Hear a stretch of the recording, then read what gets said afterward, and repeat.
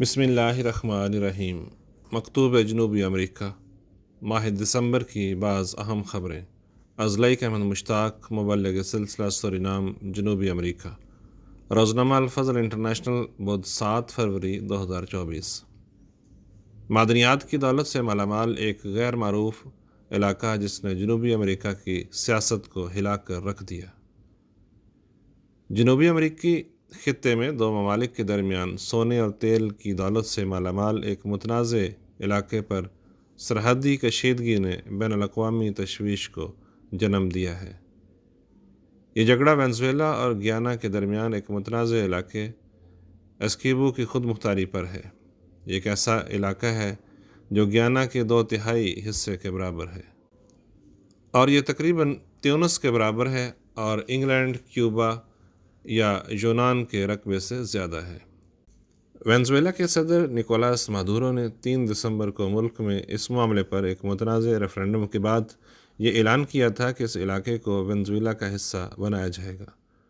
انہوں نے سرکاری کمپنیوں کو بھی حکم دیا ہے کہ وہ علاقے میں تیل کے ذخائر کی تلاش اور ان سے تیل نکالنے کا کام شروع کریں اور متنازع زمین کے لیے ایک نیا جامع دفاعی زون تشکیل دیں۔ گیانا کی حکومت نے اس ریفرنڈم کو عالمی قوانین کی خلاف ورزی کے ساتھ ساتھ ایک بونڈا مذاق قرار دیا ہے۔ گیانا کے صدر نے کہا کہ ملک وینزویلا سے خود کو بچانے کے لیے ضروری اقدامات کر رہے ہیں اور امریکی فوج کی سدرن کمانڈ سمیت علاقائی اتحادیوں سے مدد مانگی گئی ہے۔ گیانا نے تقریباً 100 سال سے اسکوبو کا انتظام سنبھالا ہوا تھا۔ اس تنازع پر متعدد مغربی ممالک کی طرف سے بڑھتی ہوئی کشیدگی کی مذمت کی گئی ہے۔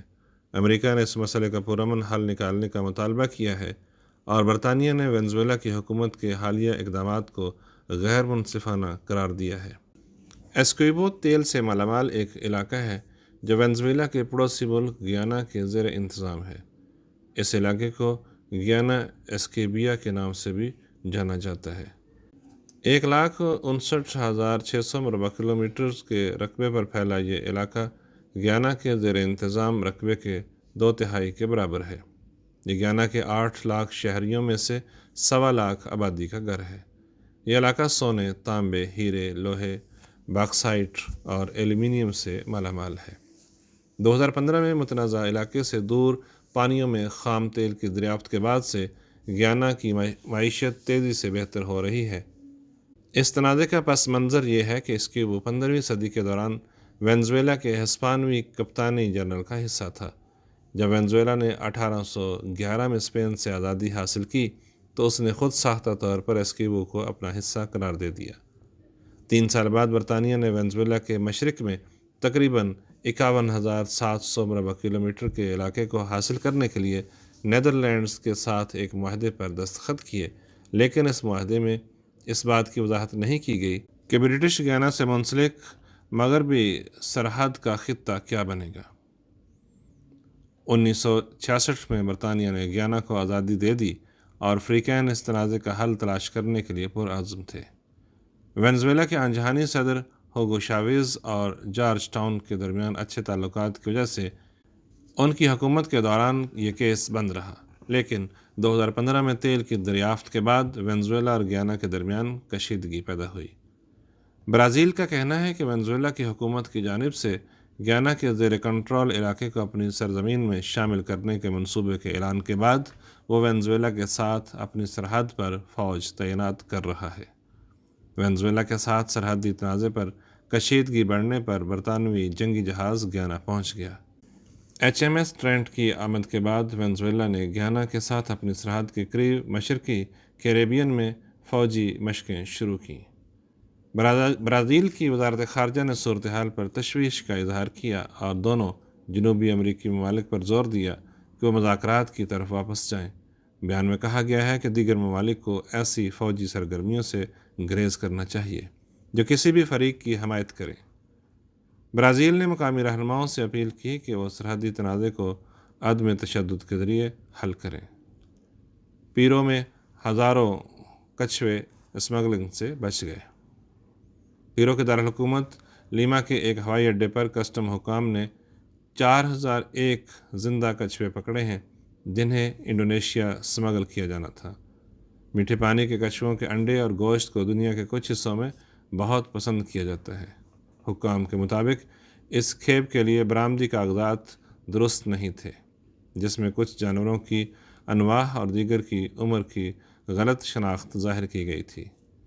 कछुओं को लीमा के एक मजाज अफजाइशी मरकज़ में ले जाया गया है। हुक्काम ने बताया कि जब तक उनकी आखिरी मंजिल का फैसला नहीं हो जाता, उनकी देखभाल इसी मरकज़ में की जाएगी। उन्होंने मज़ीद कहा कि अब तक रेंगने वाले जानवरों में से कोई भी नहीं मरा। पीरो की national forest and wild life service ने कहा कि टेरिकाया कछुओं के लिए बरामदी लाइसेंस दिया गया था, जिनकी उम्रें 1 से 3 साल के दरमियान थी, लेकिन पकड़े गए रेंगने वाले जानवर बहुत कम उम्र के हैं। ये इदारा हर साल हज़ारों जानवरों को गैर कानूनी स्मगलरों से बचाता है। इसका कहना है कि बंदर, कछुए और तोते स्मगलरों के लिए मकबूल तरीन जानवरों में से हैं। सूरीनाम के साबिक आमिर को सियासी मुखालिफिन के कत्ल के इल्ज़ाम में कैद की सज़ा। मुल्क की आला अदालत ने साबिक मुतलकुल अन्नान सदर डेज़ी बुथर्स को दिसंबर 1982 में उस वक्त की फ़ौजी हुकूमत के 15 मुखालिफिन के कत्ल के जुर्म में 20 साल कैद की सज़ा सुनाई है। ये मुकदमा गुज़श्ता 16 साल से मुख्तलिफ अदालतों में ज़ेर समाअत था।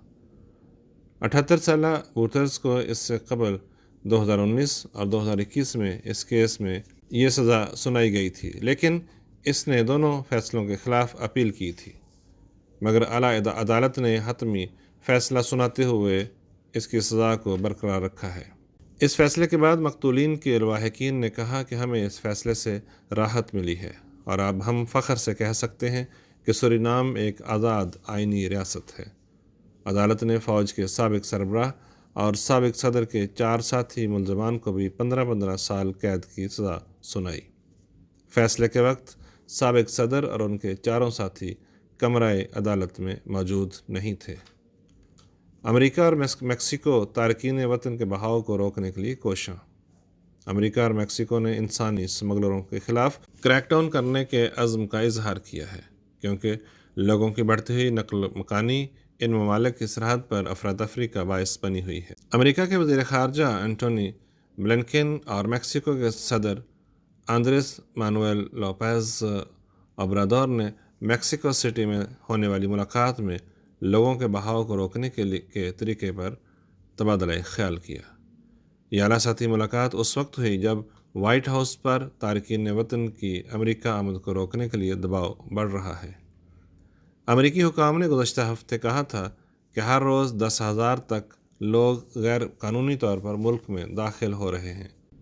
मिस्टर ब्लिंकन की वाशिंगटन वापस रवानगी से कबल सहाफ़ियों से गुफ्तगू करते हुए बाइडन इंतज़ामिया के एक सीनियर अहलकार ने कहा कि मेक्सिको के हुक्काम ने हमारे साथ तारकीन वतन के स्मगलरों के ख़िलाफ़ अमली इक़दामात के मंसूबों का इश्तराक किया है और ये बहुत उम्मीद अफज़ा इक़दामात हैं।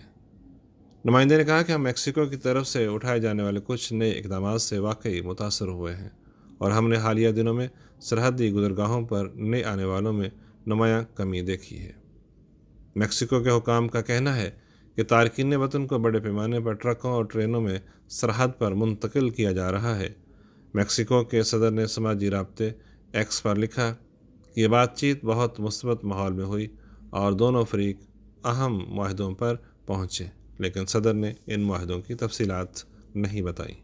अर्जेंटाइन ब्रिक्स ब्लॉक में शमूलियत के मंसूबे से दस्तबरदार।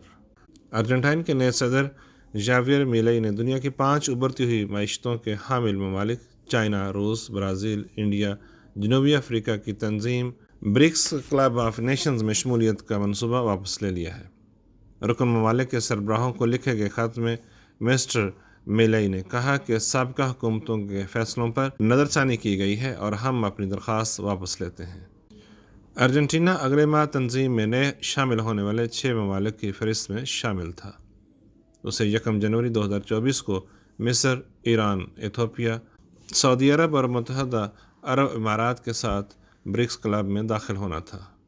ये तब्दीली उस वक्त आई है जब मिस्टर मिलेई ने नवंबर 2023 में जनूबी अमेरिकी मुल्क की बीमार मईशत की बहाली के वादों के साथ सदारती इंतखाब में हैरत अंगेज़ कामयाबी हासिल की। شہرۂ آفاق کھلاڑی کا ایک اور اعزاز۔ ارجنٹینا فٹ بال ایسوسی ایشن نے legend footballer Lionel Messi کی جرسی نمبر 10 کو بھی ان کے ساتھ ریٹائر کرنے کا فیصلہ کیا ہے۔ تنظیم کے صدر کلاڈیو تاپیا نے کے مطابق star footballer Lionel Messi کے ریٹائرمنٹ کے ساتھ ہی نمبر 10 جرسی کو بھی ریٹائر کر دیا جائے گا۔ لیونل میسی کے بعد ارجنٹینا کی جانب سے دوبارہ کوئی نمبر 10 جرسی زیب تن نہیں کر پائے گا۔ فٹ بال ایسوسی ایشن نے اس کھیل کے لیے میسی کی خدمات کو سراہتے ہوئے یہ اعزاز ان کے نام کرنے کا فیصلہ کیا ہے۔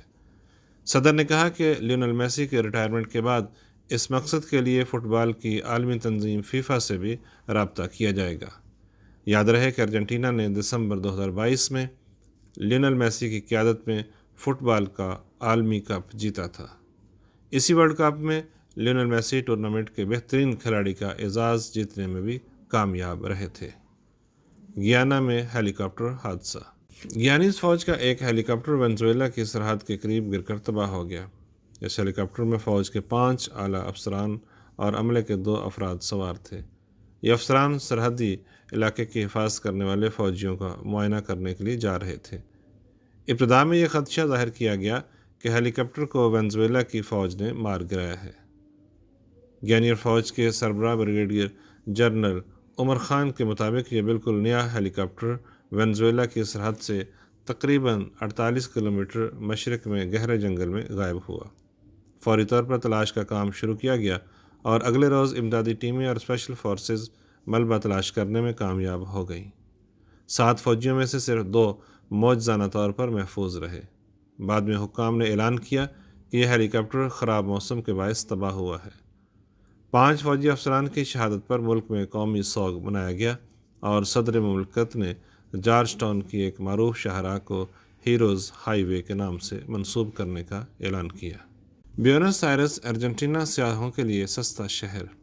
دنیا بھر میں اشیاء کی قیمتوں میں ہوشربا اضافہ دیکھنے کو مل رہا ہے۔ اب رہائش پہلے سے کہیں زیادہ مہنگی ہو گئی ہے۔ در حقیقت اشیاء اور سروسز کی اوسط قیمتوں میں گزشتہ 1 سال کے عرصے میں 7.4% کا اضافہ ہوا ہے۔ اکانومسٹ انٹیلیجنس یونٹ نے حال ہی میں سال 2023 میں دنیا بھر میں رہائش کی قیمت کے عنوان سے ایک رپورٹ جاری کی ہے، جس کے مطابق یہ گزشتہ 5 برسوں میں 2.3% اوسط سے بڑھ رہی ہے، مگر ان بڑھتی ہوئی قیمتوں سے ہر خطہ یکساں متاثر نہیں ہوا۔ اس رپورٹ میں 173 ممالک کا جائزہ لیا گیا ہے اور وہاں اشیاء خورد و نوش، کپڑوں، کرایوں اور سفری اخراجات سمیت دیگر 200 سے زیادہ اشیاء اور سروسز کی قیمتوں کا بھی تجزیہ پیش کیا گیا ہے۔ ارجنٹینا کا دارالحکومت دنیا کے ان 5 شہروں میں شامل ہے جن کی سیر آپ کم بجٹ میں بھی کر سکتے ہیں۔ سالانہ رپورٹ کی درجہ بندی میں تمام تر مہنگائی، افراط زر اور کرنسی کی قدر میں کمی کے باوجود ارجنٹینا کا شہر بیونس آئرس 173 شہروں میں سے 163ویں نمبر پر ہے۔ پرتگال کا شہر لزبن، کینیڈا کا شہر ٹورنٹو، جاپان کا شہر ٹوکیو بھی سستے شہروں میں شامل ہیں۔ رپورٹ کے مطابق سیاحوں کو جس چیز کا خیال رکھنا چاہیے وہ یہ ہے کہ آپ غیر ملکی کریڈٹ کارڈ استعمال کرنے کی بجائے نقد ادائیگی کریں تو بہتر ہے۔ رپورٹ کے مطابق یہاں کرائے اور کھانے بہت سستے ہیں۔ اتوار کو مزید سستے بازار یہاں پر کھل جاتے ہیں۔ یہاں کم خرچ کر کے اچھے کھانے کھائے جا سکتے ہیں اور مختلف مقامات کی سیر کی جا سکتی ہے۔ عالمی ادارہ صحت اور پین امریکن تنظیم کی سرگرمیاں۔ عالمی ادارہ صحت WHO اور پین امریکن ہیلتھ آرگنائزیشن کے نمائندوں نے دسمبر میں جنوبی امریکہ کے مختلف ممالک کو صحت کا نظام بہتر بنانے کے لیے عطیات دیے ہیں۔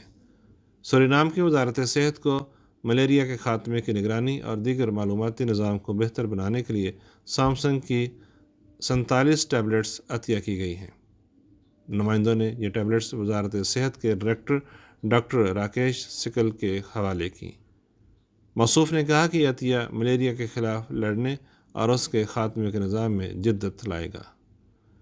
اسی طرح ٹرینیڈاڈ کی وزارت صحت کو خواتین اور لڑکیوں کے خلاف تشدد کا ریکارڈ رکھنے، صحت کے شعبے کے رد عمل کو مضبوط بنانے کے لیے کمپیوٹرز اور مواصلاتی وسائل کا عطیہ دیا گیا ہے۔ ڈومینیکن ریپبلک کی وزارت صحت کو خواتین کی جنسی اور تولیدی صحت زچگی، نوزائیدہ بچوں کی دیکھ بھال اور خاص طور پر نوزائیدہ بچوں میں انفیکشن کی روک تھام اور انتظامات کرنے کے حوالے سے معلومات فراہم کی گئی ہیں۔